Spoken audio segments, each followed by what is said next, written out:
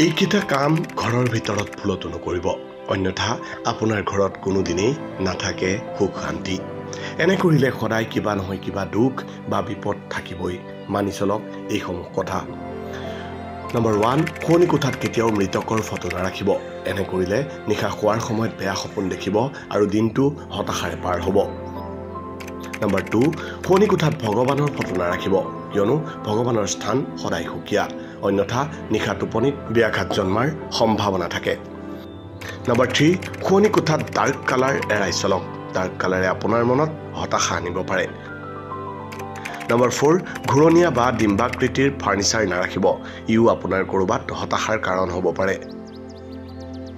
Number 5, কেতিয়াও বিচনাত বহি ভাত নাখাব, কিয়নো বিচনাখন শুবলৈহে ব্যৱহাৰ কৰা হয়। তাত বহি ভাত খালে লক্ষ্মী আঁতৰি যায় বুলি কোৱা হয়। নম্বৰ 6, বিচনাত আইনাৰ প্ৰতিবিম্ব পৰিবলৈ নিদিব, অন্যথা নিশা বেয়া সপোন দেখাৰ সম্ভাৱনা থাকে। নম্বৰ 7, উত্তৰ বা পশ্চিম দিশত শীতান নল'ব, ইও সূৰ্য দেৱতাৰ লগত বহু কথাত মিল আছে, যাৰ বাবে আমাৰ জীৱনত হতাশা আহিব পাৰে।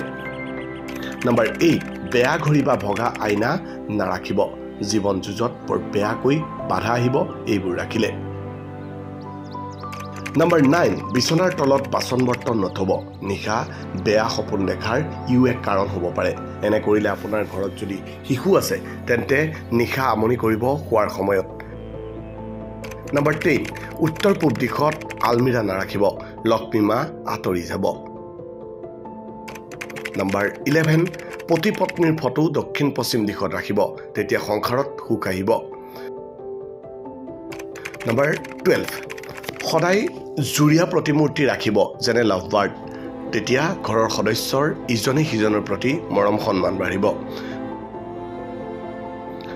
কোঠাৰ মূল দৰ্জাখনৰ সন্মুখত বিচনা নথব, কিয়নো এনে কৰিলে ঘৰুৱা অশান্তি বাঢ়িব।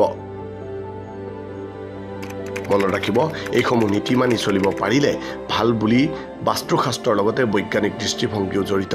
গতিকে মানি চলক আৰু সুখৰ সংসাৰ গঢ়ি তোলক।